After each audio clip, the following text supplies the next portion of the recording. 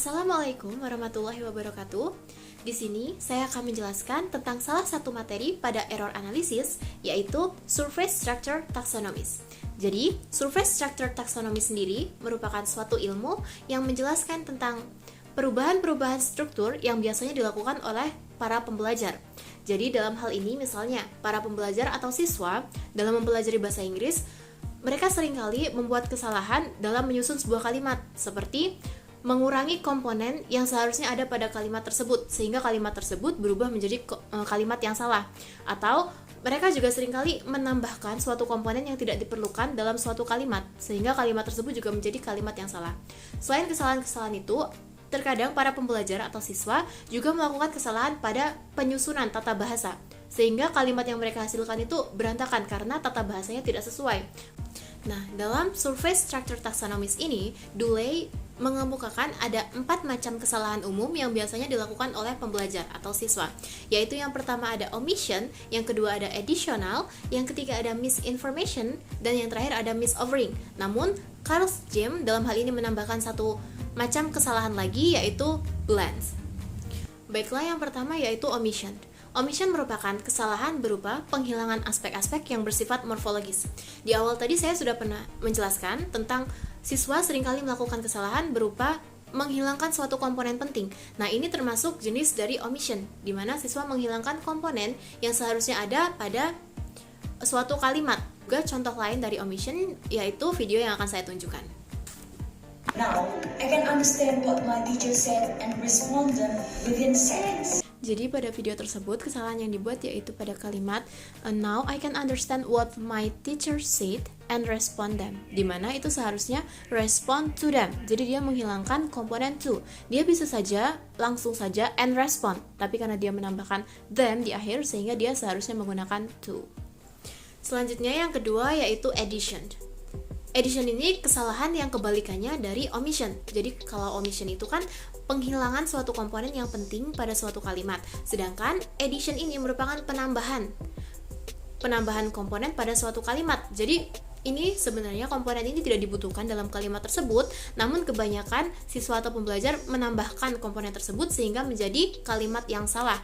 Untuk contoh lebih jelasnya, perhatikan video ini. English that teach me more of English. Jadi pada video itu dia mengatakan some people can speak English, teach me more of English. Padahal dia bisa aja mengatakan kayak some people that speak English teach me more English. Jadi dia nggak perlu pakai can, dia bisa aja mindahin that-nya itu ke depan dan juga nggak perlu pakai of lagi gitu. Baiklah, selanjutnya yaitu misinformation. Jadi misinformation ini merupakan tipe kesalahan bentuk pada suatu aspek morfologis maupun strukturnya. Jadi kalau omission tadi merupakan penghilangan suatu aspek dari kalimat, addition penambahan suatu aspek dari suatu kalimat. Sedangkan omission ini adalah memang seharusnya suatu aspek ada pada kalimat tersebut, namun pembelajar atau siswa salah dalam memasukkan aspek tersebut. Contoh lainnya yaitu perhatikan video ini. Oh, the universe is a place that has so much planets. Nah, jadi pada video ini dia mengatakan the universe is a place that has so much planets, yang mana dia seharusnya menggunakan so many karena planets itu merupakan countable nouns, sehingga yang benar itu seharusnya many bukan much. Selanjutnya yang keempat yaitu misoffering. Jadi misoffering ini adalah kesalahan penempatan suatu morfem atau grup morfem pada suatu kalimat, atau bisa dikatakan seperti kesalahan penempatan komponen pada suatu kalimat. Hal ini sering sekali terjadi apalagi saat menerjemahkan, karena mereka menggunakan teknik word of word sehingga mereka kadang melakukan kesalahan dalam penempatan suatu kata gitu dalam suatu kalimat. Nah, sebagai contohnya perhatikan video berikut. That people who always say something bad about you and they actually tend to stand behind you, so don't let these people let you down. Dari video tadi kita bisa melihat di mana dia melakukan kesalahan saat mengatakan don't let kind of these people, yang mana itu seharusnya don't let this kind of people. Jadi itu termasuk contoh dari misoffering, kesalahan penempatan suatu kata. Oke, kesalahan yang terakhir yaitu blends. Dari kata blend sendiri kita pasti sudah tahu bahwa artinya adalah mencampur atau pencampuran.